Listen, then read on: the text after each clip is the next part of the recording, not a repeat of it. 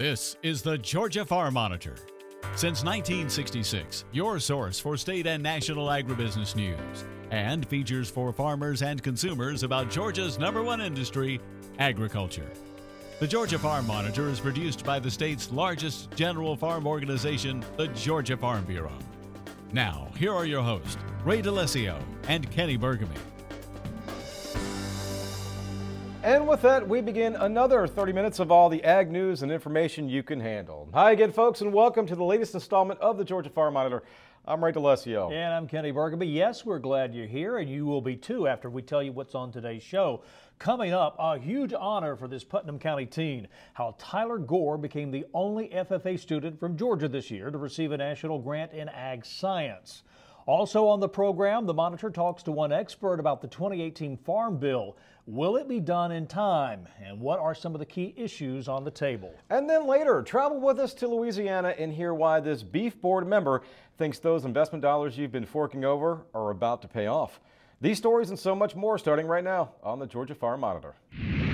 In case you haven't noticed, agritourism is thriving in Georgia, and those connected to this special aspect of farming say more and more farm operations are considering some form of that business.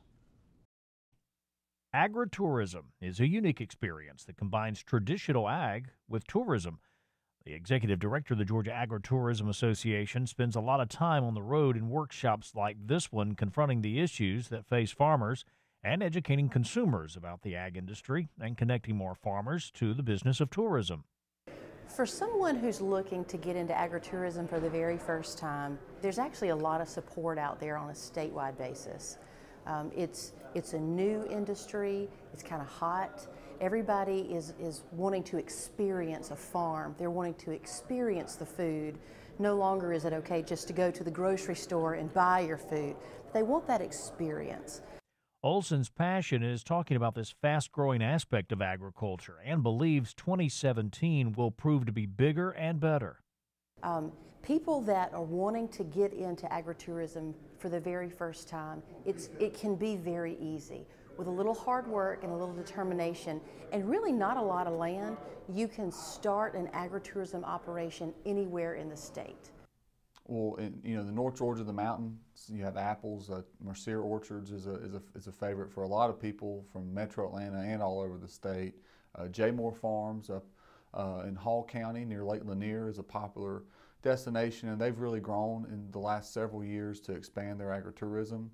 And down here in the mid-state, Dickey Farms, Lane Southern Orchards have really grown and expanded their offerings to not only have retail, but also different activities on the farm.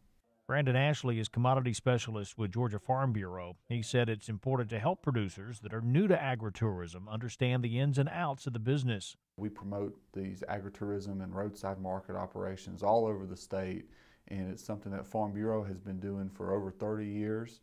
And Farm Bureau was one of the first organizations to really promote these kind of retail and agritourism operations.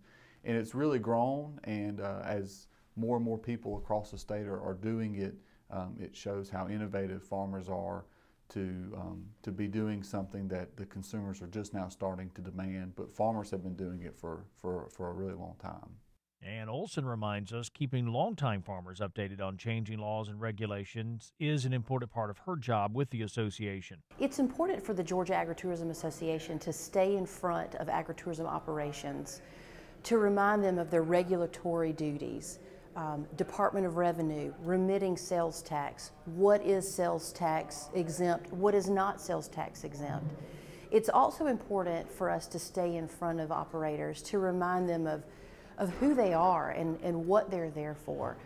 Now, if you'd like to find more information on this fast-changing industry of Georgia's agritourism, visit the Agritourism Association's website at georgia-agritourism.org. All right, Kenny, thank you so much. Well, chalk up yet another milestone for Georgia Ag Commissioner Gary Black. At a recent luncheon hosted by the Georgia Aquarium, Commissioner Black, the guest of honor as Georgia Trend Magazine's 2017 Georgian of the Year. The magazine saying this of Commissioner Black: his contributions to the ag industry have strengthened the connections between farmers and consumers while highlighting Georgia as a premier business destination. Longtime friend and American Farm Bureau President Zippy Duvall also on hand to introduce the commissioner. Duvall calling the entire event a great day for Georgia agriculture. Well, you know, Gary and I have been friends for years, and actually because of Gary, I'm where I'm at, because Gary and I started in the Young Farmer Program.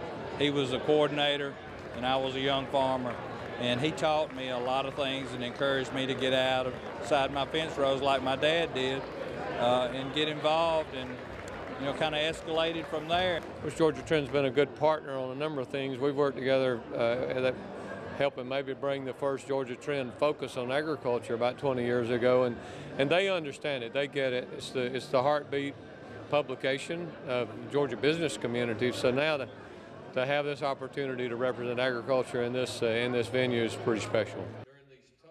In the meantime, one of the best ways to ensure a successful crop is to plant a high-quality seed. Recently in Tifton, many owners and operators of seed cleaning facilities gathered to hear valuable information on Georgia's Certified Seed Program. Mark Wildman was there and has this report. All over Georgia, farmers depend on getting the most value out of every acre of land they plant, and it all starts with the seeds in the ground.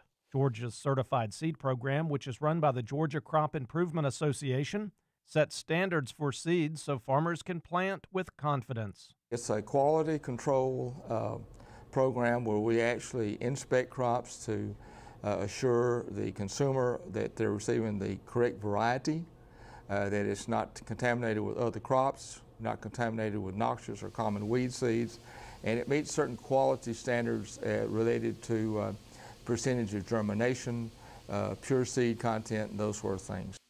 In order to sell certified seed, businesses must attend meetings like this one in Tifton to stay up to speed on details of the program. The people who are in attendance today are producers but primarily they're conditioners. They have seed cleaning facilities where the seed come in, stored, goes through a machinery where it's sized, undesirable weed seed are removed, and actually a sample is taken to assure quality product.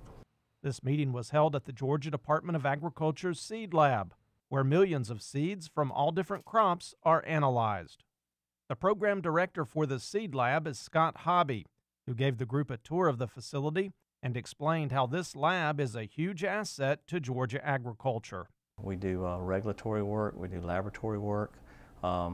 We assure that what's on the label for the farmers and the seed tags that are legal to be sold in the state of Georgia. We also do a lot of laboratory work for farmers, and also we do work for the certification program in the state of Georgia. During the day, many factors were discussed to maintain the high standards of certified seed. From peanuts to turf grass, if the seed is not good, the crops will suffer, and money can be wasted. Farmers, producers in Georgia, put a crop in today is an expensive process, and what we're trying to do is to assure that farmer that he's planting the very best seed that he can get at an affordable price that will give him the best crop out there. So these standards meeting these standards are very, very important. He wants to be able to plant a crop, and precision agriculture is getting even more and more important, that he knows what he's getting. For an example, even such things as pounds or seed per pound. With precision agriculture now, where he can get accurate spacing, but to do that, he needs to know what the germination is, and so all that has to take into account. So it's critical for him to get high quality seed. Reporting from Tift County, I'm Mark Wildman for the Georgia Farm Monitor. Mark, thank you so much. Up next on the Monitor, the story of how a simple FFA project changed the course of this young man's life and how others have taken notice. Stay tuned.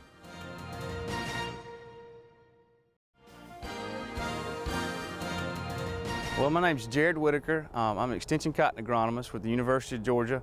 As far as my role, I'm kind of the leader of the cotton team. We call it the UGA cotton team, which consists of extension and research professionals and professors that are working in cotton from the standpoint of all different aspects of production. And I kind of lead that team and lead our delivery and extension of that message to our producers to help them continue to be profitable and make cotton a good crop that it is. As far as my work and my role, I am an agronomic research, do a lot of that research, a lot of applied type stuff, answering questions that farmers have each year and trying to get quick answers and profitable answers to the questions that arrive every year with cotton production. Cotton prices are volatile and cotton prices aren't where we want them to be as far as being quite, profitable. We do have great situations where we can make great yields, and we want to be able to turn that into profits. And I think that's our biggest challenge, is making good yields, making good decisions, and still making sure that we, make money in the end. Cotton's one of our most important crops in Georgia. It's our #1 row crop as far as acres and as far as value. And Georgia certainly is a big cotton state. We're traditionally been the second largest growing state in the country, behind Texas. And when a lot of other states have gone to growing more soybeans and more of a grain rotation, we've continued to grow cotton and peanuts in Georgia, and I see that to continue for some time. 16-year-old John Gore, aka Tyler, is living proof of how the FFA can shape a young person's life and help them look towards the future. Today, the Monitor brings you the story of how a simple FFA project became Gore's passion and how it allowed others to take notice.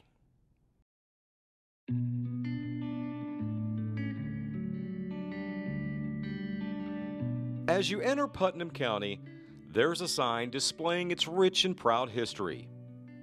It reads, "Welcome to Georgia's dairy capital." It's a sign Tyler Gore has seen countless times.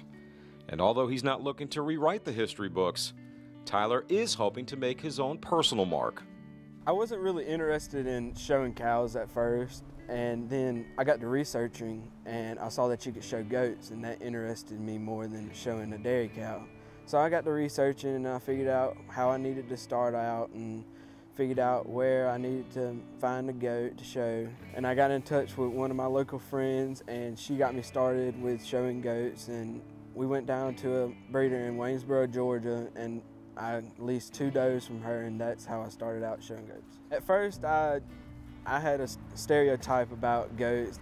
They're just random junk animals that eat anything, but as I went forward with my project and got my goats, I realized that they're just not a goat. They're more like my pets and part of my family now, more that I take care of them. They're just a part of my family as like my dogs and like that.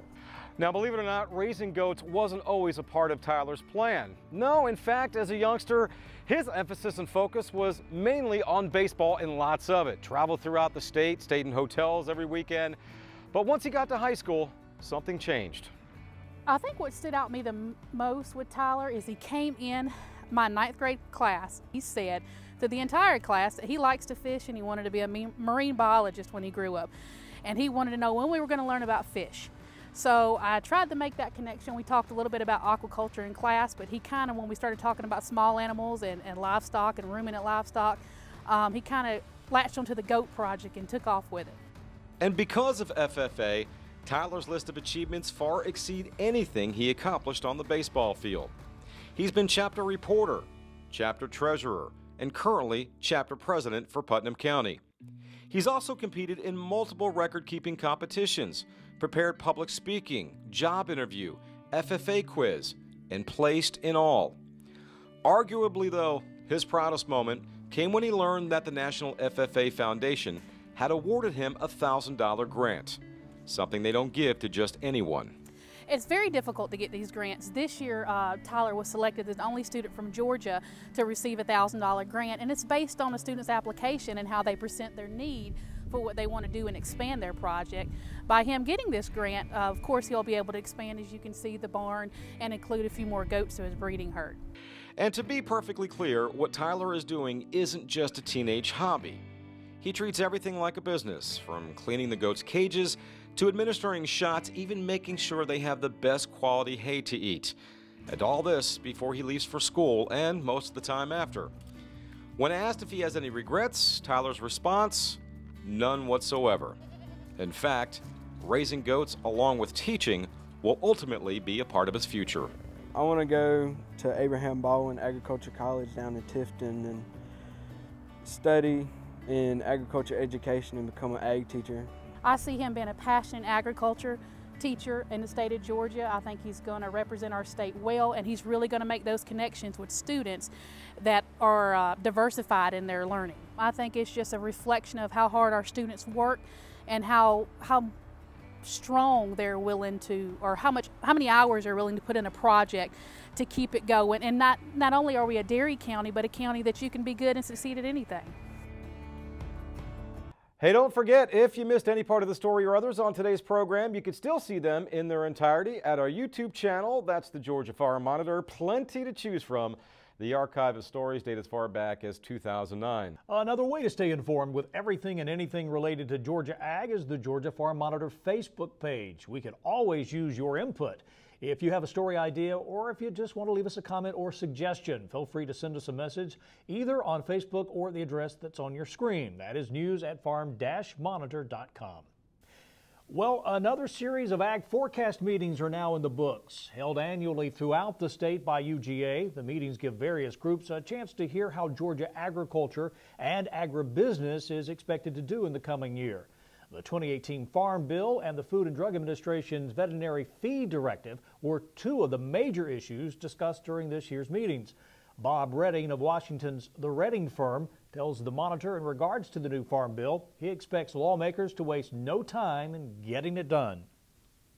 It's going to start early. I think by second quarter or so of this year, we're going to see listening sessions, hearings, town hall meetings, that kind of thing. Nutrition is going to be a big issue in this bill. Dividing the bill, farm programs and nutrition, or keeping it together, cost, distribution. It's roughly 80% or so of the entire Farm Bill budget, so it's going to be a big issue. But there are other issues too: commodities, conservation, crop insurance. So there'll be a lot of things on the table. All right, time for our final break. When we come back, the future of beef exports and why one cattle farmer says it looks very promising. Stay tuned.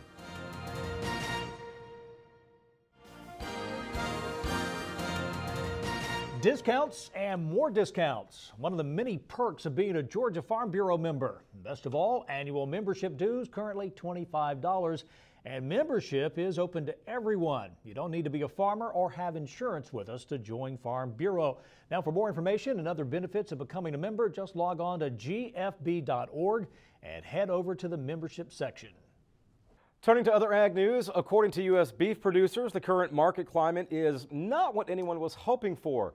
But one bright spot, especially for the long term, is the growth opportunity for U.S. beef exports. Growing populations around the world are opening the door for exports that can make a real difference for cattle producers. More on that as Brian Baxter reports from Louisiana. On a brisk morning, Amelia Kent rides out to check pastures and see if there are new calves on the ground on her farm in southeast Louisiana. My husband Russell and I own and operate our farm, which consists of the cow-calf segment as well as replacement heifers and stockers. Amelia and her husband Russell founded Kent Farms together, and they sell some of their own beef locally. But Amelia's vision goes far beyond the daily work on the farm.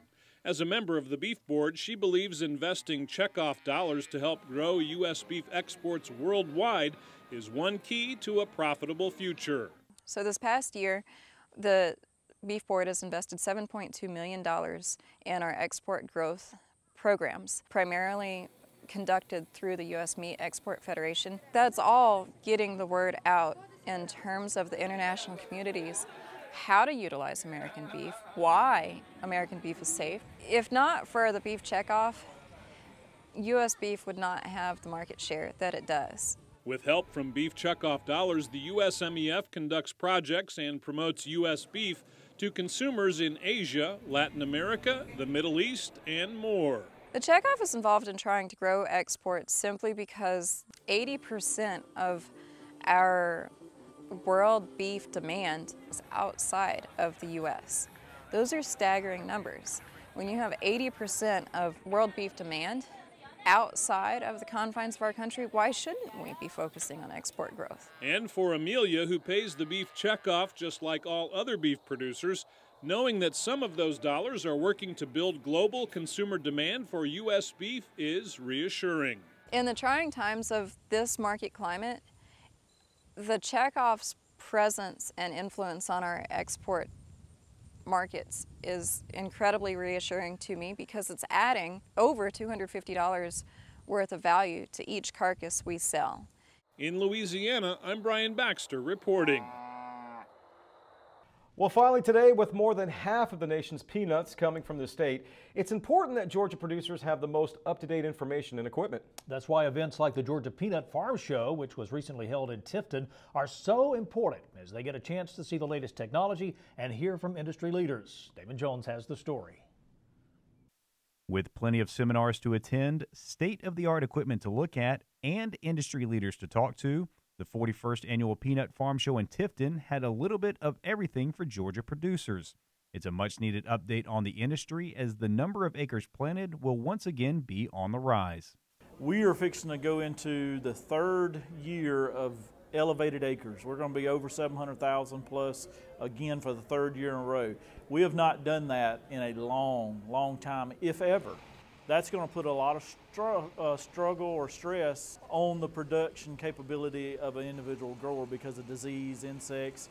As always, the big question for producers is just how much will they get for their crop?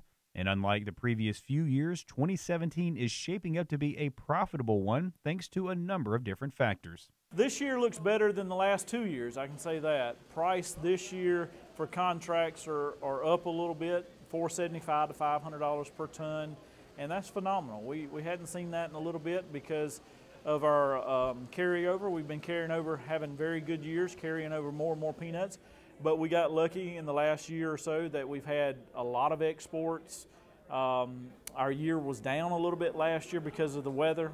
So we did, our overall yield was down because of that. And so with those two things together, we're in need of more peanuts. And so that's why you get this price differential now, and that's a good thing. Keeping up to date on the newest equipment is also essential for farmers as technology changes each and every year. When you go from smaller tractors, 2-row equipment up to 4-row equipment, we've got equipment now that is 12 rows and 16 rows wide. Tractors are that used to be 50 horsepower tractors, now they're 300 plus horsepower tractors. And that evolution is very apparent when looking at the newest equipment, including this distinctive design from relative newcomer Colombo.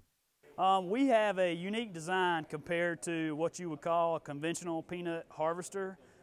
We have an axial flow design, which is very similar to what grain combines are today. So it really separates us from the market. Even though Colombo has been making pickers for more than 40 years in Brazil, they decided to try their hand in the U.S. market around a decade ago, opening a plant in Adel.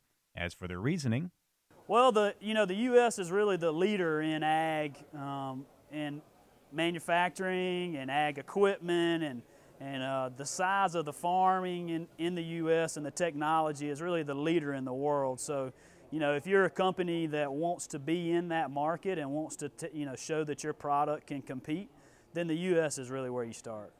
And they hope to have the same kind of staying power as KMC as they are celebrating their 50th anniversary as a company. And a lot of their success can be attributed to attending farm shows like this.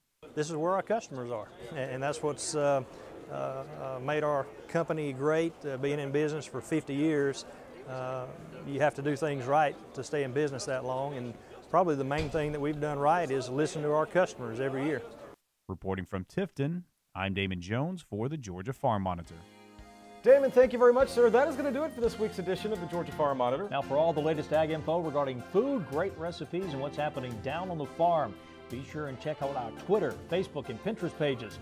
You'll stay informed and see what's up in the world of farming and the Farm Monitor Show. Take care, everybody. We will see you next week right here on the Georgia Farm Monitor. Have a great week.